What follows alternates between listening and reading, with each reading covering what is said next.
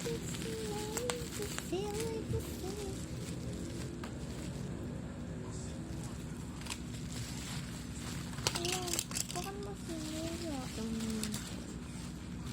guys.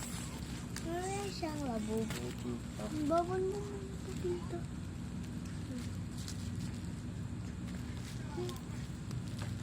So ngayon guys, nagpipisa pala ang aking kapatid gamit ang kanyang cellphone na flashlight.